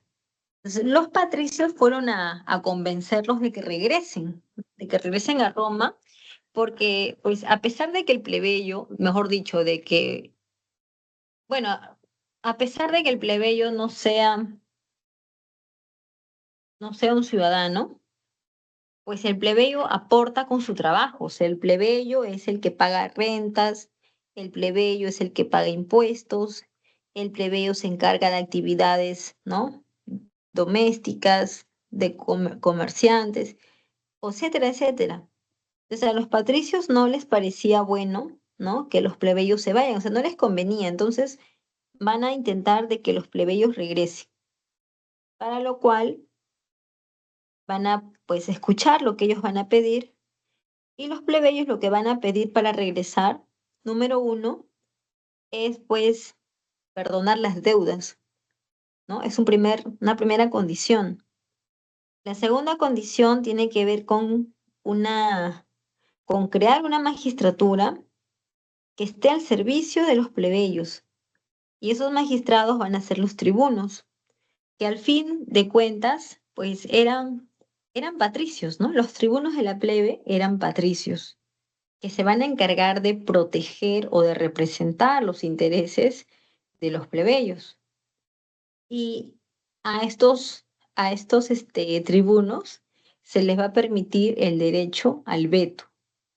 Este derecho al veto significa que si alguien, digamos, o mejor, más que alguien, que si los magistrados están intentando establecer algún tipo de reforma, de ley que vaya en contra de digamos, de los plebeyos, entonces el tribuno de la plebe tenía que encargarse de oponerse, ¿no?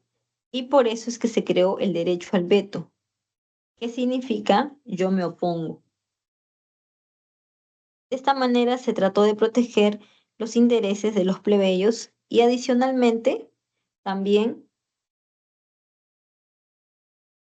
vamos a ver que también pues los plebeyos van a pedir estas leyes, ¿no? Leyes para poder acceder al poder, para poder de repente, digamos,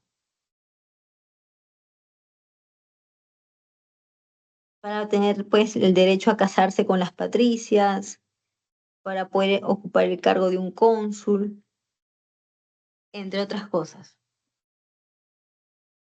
También tenemos por aquí, tenemos la expansión romana, ¿no? La expansión romana se da durante la República y tiene que ver con todo este proceso en el cual los romanos van a conquistar no solamente pues el Mediterráneo, sino que van a comenzar con la misma Italia, ¿no? Con la propia Italia.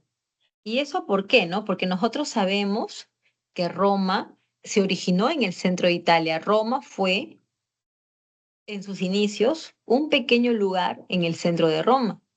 Ya a partir de esta etapa, Roma se comienza a expandir. Primero lo va a hacer, lo va a lograr derrotando a las polis griegas y a los pueblos que estaban establecidos en la parte de Italia. Más tarde, los romanos se van a lanzar al ataque o a la búsqueda del Mediterráneo occidental. Y eso los va a poner frente a frente a los fenicios. Bueno, no son los fenicios exactamente, son los cartagineses, porque estamos hablando de Cartago, una ciudad que fue fundada por los fenicios, y Cartago tenía toda la fama, ¿no? De ser una ciudad poderosa gracias a sus riquezas. Entonces, los romanos sintieron pues esa necesidad de derrotar bueno, ¿no? Sintieron la necesidad de derrotar a los púnicos, ¿no? A los cartagineses, para poder tener el control de esta zona del Mediterráneo. La guerra va a desembocar en lo que se conocen como las guerras púnicas, en donde vamos a encontrar tres etapas. La primera, la segunda y la tercera guerra púnica, si bien es cierto, son triunfos para los romanos, también es cierto que esos triunfos no fueron tan sencillos, ¿no? Tan fáciles. Sí, porque Cartago, a pesar de no tener ejércitos, pues Cartago logró, de alguna manera, prepararse, ¿no? Para estar en igualdad de condiciones que Roma. La guerra se desarrolló en tres etapas y la más sangrienta fue la Segunda Guerra Púnica, porque tuvo ahí esta batalla que se desarrolló, que fue en Sama, ¿no? La batalla de Sama, que fue una derrota para los persas, porque los romanos, pues, hicieron demostración de su poder, ¿no? Y de sus técnicas de guerra, de sus armas letales, y por eso los romanos ya se habían convertido en la ciudad más poderosa de toda la Edad Antigua. Vamos a ver entonces que después del Mediterráneo occidental, Cartago se lanza a la conquista del Mediterráneo oriental, en donde vamos a ver que Roma tiene que vencer a Siria, a Babilonia, a los egipcios, a la India también. Entonces todo esto va a hacer que Roma también tenga éxito sobre este escenario, o sea, también lo conquiste, pero lo que se va a observar aquí es la expansión de Roma, pero con problemas, ¿no? Estos problemas de la expansión de Roma tienen que ver con la crisis de la República. La República va a entrar en crisis por las mismas conquistas que los patricios, ¿no? Habían generado. O sea, cuando Roma tiene todos estos grandes triunfos, pues Roma va a quedar como dueña del Mediterráneo occidental y también oriental, o sea, de todo el Mediterráneo. Y a lo largo de todo ese vasto territorio, vamos a observar que Roma, pues, mejor dicho, vamos a ver que a lo largo de todo este gran territorio construido por ellos, vamos a ver que eso va a permitir digamos, la introducción de muchas más riquezas. O sea, se va a ver que Roma ahora va a tener pues grandes riquezas provenientes del comercio. Y todas estas riquezas van a caer en manos de los patricios, pero no en la mano de los plebeyos. Eso significa que los patricios se hicieron más ricos y que los plebeyos se hicieron más pobres. Y eso agudizó las tensiones y provocó lo que son pues las guerras civiles. Las guerras civiles son unos enfrentamientos en donde se pelean los mismos romanos, pero no por cosas materiales, sino por un tema de poder. Entonces, dentro de este tema de poder, vamos a ver que los patricios, ¿no? O mejor dicho, bueno, sí, los patricios van a formar sus propios partidos políticos según sus conveniencias. Ahí aparece el Partido Popular, también aparece el Partido Senatorial, ¿no? Estamos hablando de dos partidos políticos que pues obviamente tenían intereses diferentes. Entonces vamos a regresar a la sala a ver si hay algo. Ajá. A ver, acá hay una preguntita, pero no lo entiendo muy bien. Dice, ¿el derecho al veto era solo para los tribunos? Ah, sí, ok, ya lo entendí. Exactamente. Este derecho al veto, vamos a regresar otra vez al material que está, me parece que por aquí.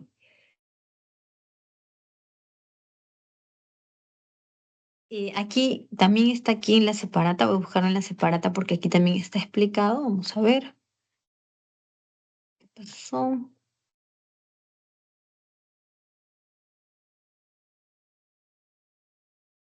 Ok, ahí está. Dice que las magistraturas tenían el derecho a veto y alternancia para renovar periódicamente las autoridades. Bueno, estas cosas se dicen de manera general, ¿no? El derecho a veto solo lo tenían los tribunos y era una manera que ellos podían utilizar para defender a los pobrecitos plebeyos del abuso de los otros magistrados o, ¿no? Que eran pues poderosos, ¿no? O sea, un cuestor, un censor, un edil, un pretor, pues eran autoridades de mucho más alto rango. Entonces, el tribuno era el rango más bajo. Inclusive, pues, muchos patricios tomaron el cargo, ¿ya? Porque la condición para ser tribuno es que tú seas patricio. Bueno, así se estableció, ¿no? Desde un principio, que va a haber un tribuno que representa al plebeyo, pero el tribuno tiene que ser un patricio. O sea, esa es la indicación. Entonces, vamos a observar pues que esta forma que tenían los dos plebeyos, bueno, el tribuno de la plebe, era su forma de protegerlos, ¿no? A los plebeyos, era la forma de proteger a los plebeyos. Muy bien, entonces tenemos por aquí esto.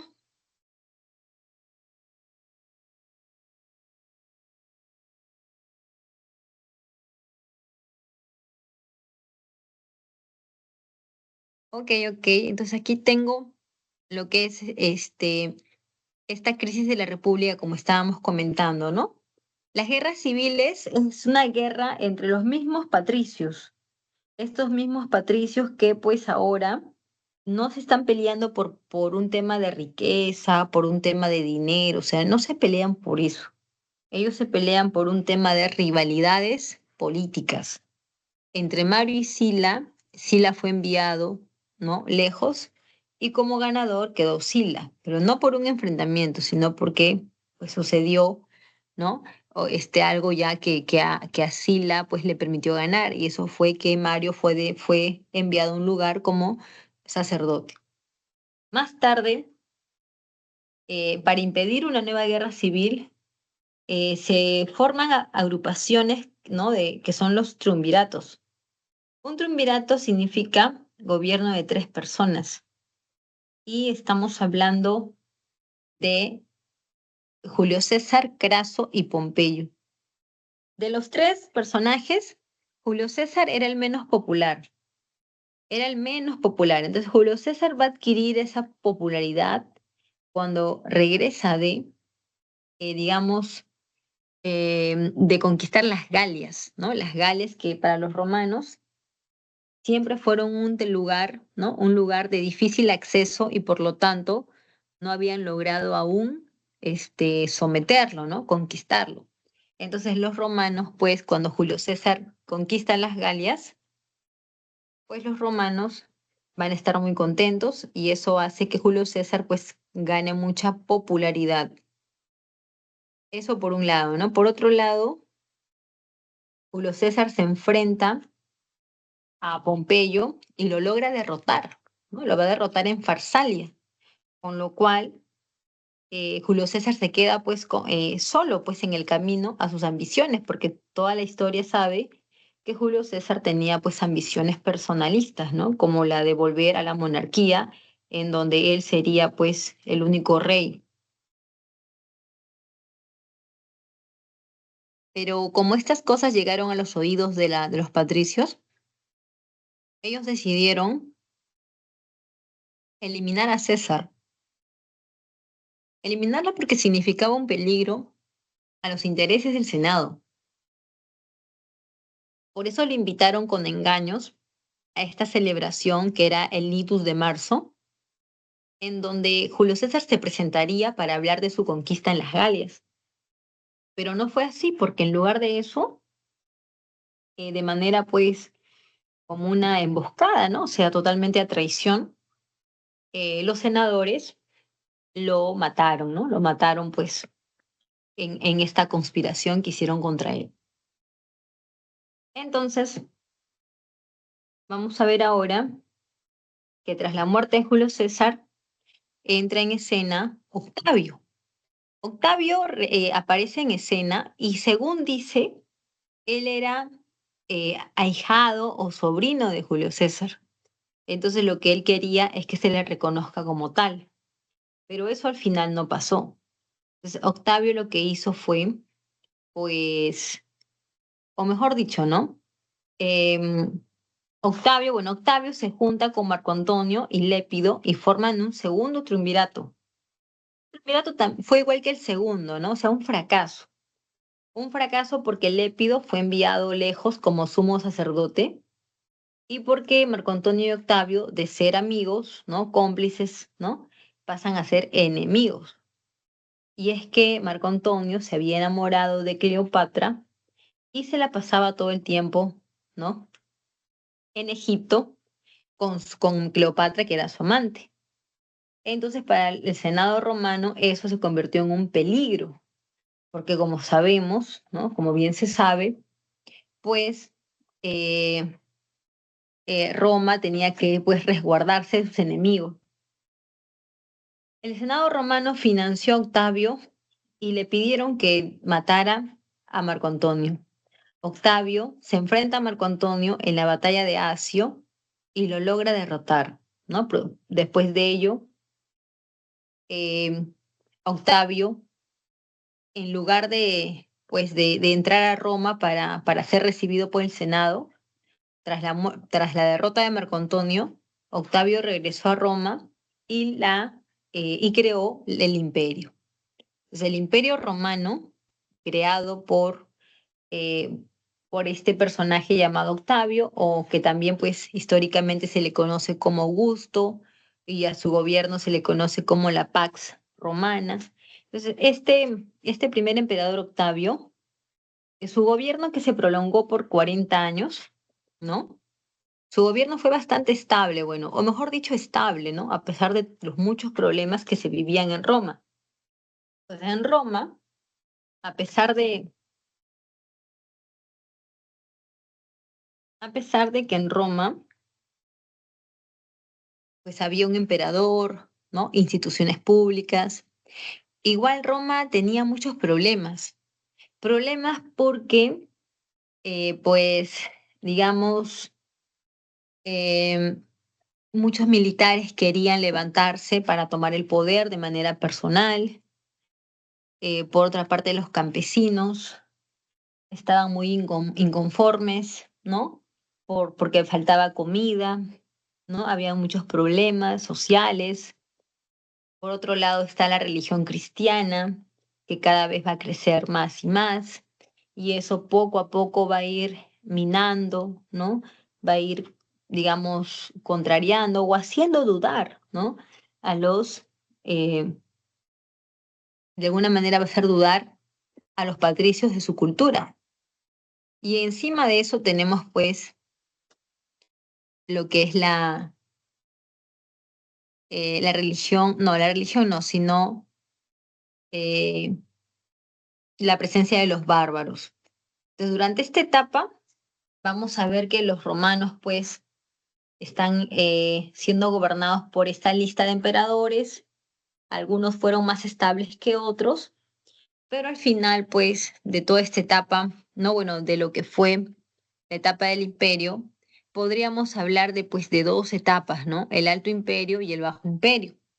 El Alto Imperio sería la etapa donde el poder se logró mantener de manera ciertamente estable, y la etapa del Bajo Imperio sería aquella etapa, ajá, en donde digamos, los romanos, ¿no? Los emperadores perdieron el control ya definitivamente. Es por eso que en la etapa del Bajo Imperio, pues vamos a ver que se pierde, pues, de alguna manera la estabilidad de manera total. Hay emperadores que van a intentar controlar esto, eh, pues, digamos, tomando algunas medidas, como Constantino I, que trató de, o lo que trató de hacer fue mandarla, digamos, la capital de Roma la vamos a mandar a otra ciudad. Por ejemplo, eh, digamos, a Bizancio, ¿no? Que era una ciudad que estaba ubicada en el estrecho del Bósforo y que de alguna manera pues no tendría, eh, digamos, lo que buscaría es, ¿no? Parar esa etapa de crisis por la que Roma estaba pasando. Además, Constantino, tratando de también dar solución al tema de la religión, Constantino I, pues lo que va a hacer es, digamos, establecer la libertad de culto, ¿no? Para que los romanos pudieran expresar libremente su intención de, ¿no? Religiosa. En el caso de Teodosio, este emperador, número uno, va a establecer el cristianismo como religión oficial luego de firmar este edicto de Tesalónica, ¿no? Donde la religión cristiana se convierte en la religión oficial del imperio. Por otro lado, también él va a dividir el imperio entre sus dos hijos. A Honorio le va a entregar la parte de Occidente y a Arcadio le va a entregar la parte de Oriente. De tal manera que así pues el imperio romano pudiera mantenerse más estable. Pero en la práctica no fue así, ¿no? Parece que en la práctica resultó contraproducente, porque como dicen, cuando se pierde la unidad, ¿no? Cuando se pierde la integración o cuando nos dividimos, nos hacemos más débiles. Entonces Roma, al dividirse en dos, solamente se debilitó. Y es por esto que en el año 476 uno de los emperadores que le siguió en la línea a Honorio, estamos hablando de este emperador llamado Rómulo Augustulo, va a ser derrotado por los líderes o estos líderes de los érulos, ¿no? Y de esta manera Roma occidental va a llegar a su final, ¿ya? Va a llegar a este final y mientras que la otra parte, ¿no? La parte de Oriente va a sobrevivir por 1000 años más, ¿no? Por 1000 años más, con altos y bajos, por supuesto, pero va a lograr sobrevivir. ¿Ok? En el aspecto ya, un poco del aporte de los romanos, pues tiene que ver con, digamos, la religión, ya que aquí en esta etapa es donde vamos a ver que el cristianismo aparece, ¿no? Como una opción frente a la religión que principalmente siempre fue pues de los patricios, ¿no? Esta religión donde adoraban a muchos dioses que fueron copiados de los griegos, ¿no? Otra cosa también que es bastante importante de los romanos tiene que ver eh, con el tema del derecho, ¿no? Que como hemos visto, viene por un conflicto entre los patricios y los plebeyos, ¿no?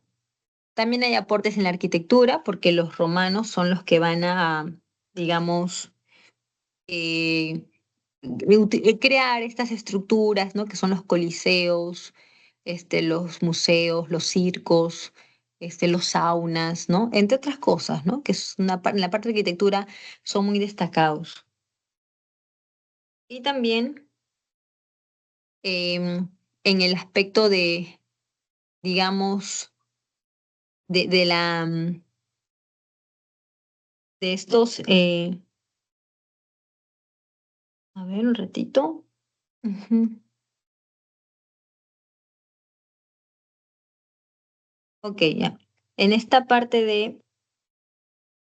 de aportes que han dado, ¿no? De una manera general, pues, ¿no? Aportes que han dado a la humanidad. Y bueno, y respecto a las claves, bueno, aquí les dejo esta línea de tiempo, ¿ok? Para hacer la comparativa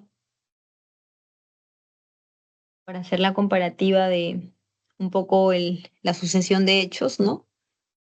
Entre Roma, ¿ok? Y en cuanto a las preguntas, por aquí la vamos a dejar. A ver, aquí. Para ir culminando, a ver.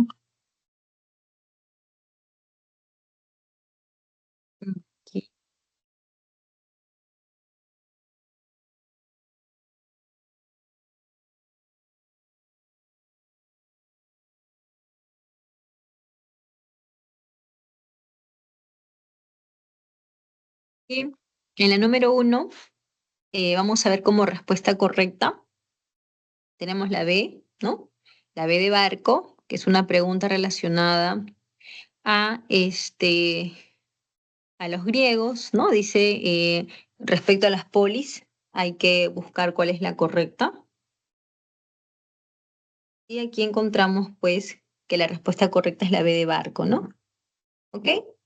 En cuanto a la pregunta número 2, vemos aquí que la pregunta tiene que ver con Esparta, ¿no? Marcar verdadero y falso. Y aquí la respuesta es la E de enano, ¿no? Todas son verdaderas excepto la 2, ¿no? Ok, que en el caso de Esparta no hablamos de metecos, sino de periecos. Entonces, esta es la 2 es falsa, ¿no? Por lo tanto, la respuesta es la E. En la número 3, vamos a ver que es una pregunta para ordenar de manera cronológica. Y vamos a ver como respuesta correcta la C. ¿Ya? La C es la respuesta que va en orden cronológico. En la número 4 tenemos una pregunta respecto a Roma para poder unir el magistrado con su función. Y aquí la respuesta sería la D de dado. Y respecto a la 5, que es una pregunta respecto también a Roma, que le explicamos hace un momento, ¿no? Aquí la respuesta era, pues, la A de avión. ¿Ya? La 1 y la 2 son correctas respecto a las guerras, ¿no? Que los romanos mantuvieron, donde ellos, pues, los patricios se volvieron ricos, con muchas propiedades, y los plebeyos, pues, les aumentó el costo de vida por el tema del alza de impuestos. Ya, entonces estas son las claves correctas y vamos a dejar de compartir. Listo. Muy bien, chicos, entonces vamos a finalizar la clase porque ya es hora, ¿sí? Eh, a ver, sí. Ya, chicos. Entonces ya nos veremos en una eh, siguiente clase. Muchas Nos gracias, vemos. Miss. Ya, Nos hasta luego, vemos. nos vemos. Nos vemos.